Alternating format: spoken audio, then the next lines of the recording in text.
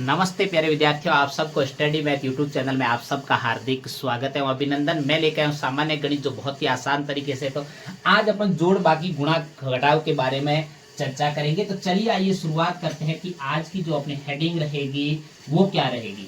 वो रहेगी कि पहले अपनी जोड़ है तो रहेगी जोड़। जोड़ का जो चिन्ह होता है वो इस प्रकार होता है। उसके बाद में कोमा। घटाव, घटाव का जो चिन्ह होता है वो आप भली भांति जानते हैं कि इस प्रकार चिन्ह होता है। घटाव के बाद में अपना क्या है, गुणा। क्या है, गुणा।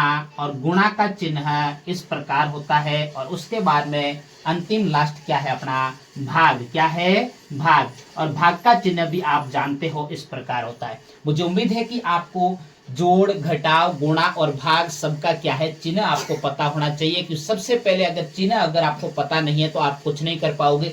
अब चलिए शुरुआत करते हैं अपन। सबसे पहले अपनी जोड़ है अपने पास में, क्योंकि अक्सर गणित के अंदर इन जो चारों बातें बहुत महत्वपूर्ण होती है, क्योंकि इनके बिना गणित अधूरी है। अगर आपको जोड़, घटाव, गुणा और भाग अगर आ रहा है सब तरीके के, तो आप गणित के अंदर कैसा भी प्रश्न आपके सामने क्यों आ जाए, आप आसानी से कर सकते हो। चलिए आइए अपन पहली जोड़ की शुरुआत करते हैं। तो जोड़ हमेशा इकाई के अंक की तरफ से पीछे से शुरुआत की जाती है। तो सबसे पहले देखिए 6 और 2 कितना होता है, 6 और 2 होता है 8। कितना होता है, 8। अब देखिए अक्सर कई बच्चे ऐसे भी छोटे छोटे बच्चे हैं जिनको ये पता नहीं होता है कि सीधा कैसे जोड़ा जाता है। तो आप अगर मेरे चैनल को नन्हे मुन्ने बच्चे देख रहे हैं तो वो ऐसे सबसे पहले 6 लाइन खींचिए। 1 2 3 4 5 6। 6 के नीचे कितने हैं, 2। तो इस 6 लाइनों के नीचे भी आपको कितनी लाइन खींचनी है, 2। फिर इसको गिनना है 1 2 3 4 5 6 7 8। कितने हो गए, 8। फिर जिन पंक्तियों को आपने जोड़ा है उसी पंक्तियों के नीचे आपको क्या लिखना है, 8 लिखना है। अब उसके बाद में लाइनें मिटा दीजिए। मैंने तरीका आपको बता दिया है कि जिस बच्चे को ऐसे सीधा नहीं जोड़ना आता है तो वो लाइनें खींच के जोड़ सकता है। फिर देखिए 4 और 5 कितना होता है, 9। कितना होता है, 9। तो सबसे पहले आपको क्या करनी है, 4 लाइनें खींचनी है और उसके बाद में 5 लाइनें खींचनी है। फिर उनको अगर योग करोगे, उनको जोड़ोगे तो आपके पास में कितना प्राप्त होगा, 9। उसके बाद में देखिए 3 और 3 कितना होता है, 6। कितना होता है, 6। तो पहला अपना जो जोड़ है वो पूर्ण हो चुका है। और दूसरे नंबर पे अपन के सामने क्या है, घटाव। तो घटाव को अब अपन सीखेंगे। तो वैसे वैसे जैसे कि जोड़ को पीछे से इकाई के अंक की तरफ से शुरुआत की, वैसे वैसे घटाव को भी पीछे से इकाई के अंक की तरफ से शुरुआत करेंगे। लेकिन उससे पहले क्या है कि घटाव के अंदर ऊपर की संख्या हमेशा बड़ी होती है और नीचे की संख्या हमेशा क्या होती है, छोटी। देखो ये 964 है और ये 238 छोटी है बिल्कुल 964, तो आराम से अपन घटा सकते हैं।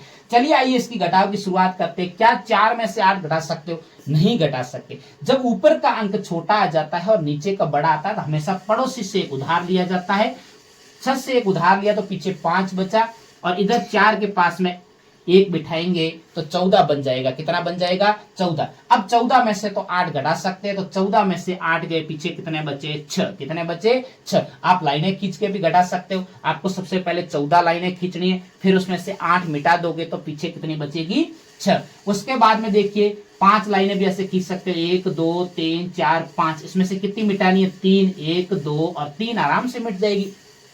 तो पीछे कितना बचा, 1 और 2। तो कितना बचेगा, 2। उसके बाद में 9 में से 2 गए, पीछे कितने बचे, 7। कितने बचे, 7। आप ऐसे भी 9 लाइनें खींच सकते हो, फिर उसमें से 2 लाइनें मिटा सकते हो, आराम से कर सकते हो। मुझे उम्मीद है कि आपको ये घटाव और जोड़ बहुत ही आसान तरीके से समझ में आया और भी आप प्रयास करते हैं।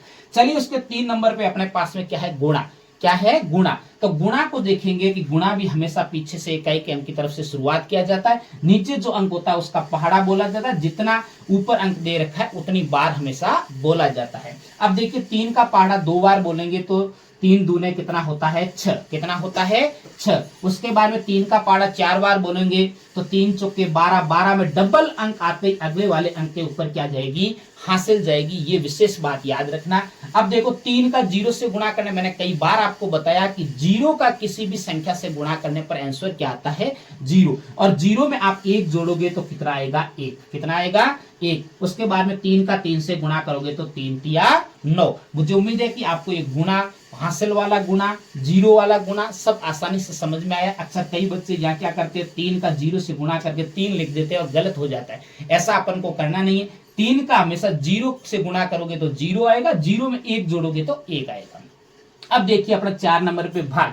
भाग देखो अंदर की बाहर की संख्या होती है उसको भाज्यक कहते हैं, मध्य की संख्या होती है उसको भाज्य कहते हैं, बाहर वाली संख्या को इधर जो आएगी वो भागफल, और अंत में जो नीचे बचेगी उसको क्या बोला जाता है, शेषफल। तो अपने 650 के अंदर किसका भाग देना है, 5 का भाग देना है। देखो 5 का भाग पहले सब में जा रहा है, कितना 5 एकम 5, 5 दूनी 10 ज्यादा हो गया, एक कम कीजिए तो 5 एकम 5, कम भले ही हो बराबर भले ही हो लेकिन ज्यादा नहीं होना चाहिए। अब देखो 6 में से 5 गए, पीछे क्या बचा, 1 बचा, उसके बाद में कितना उतारोगे, उसके पास में 5 उतारोगे तो कितने हो गए, 15। अब 5 का पहाड़ा 15 से ज्यादा नहीं होना चाहिए, 5 तिया 15, कितनी बार भाग गया, 3 बार। और अब देखिए यहाँ पे कितना आया, शेषफल देखो 0 आ गया, क्यों, क्योंकि 15 में से 15 गए, पीछे क्या बच गया, 0। लेकिन अपने जो अंदर भाज्य की संख्या के अंदर 0 बच गया और इधर भी शेषफल में 0 आ जाए तो हमेशा भाज्य वाला 0 कहां उतारा जाता है, भागफल के अंदर उतारा जाता है।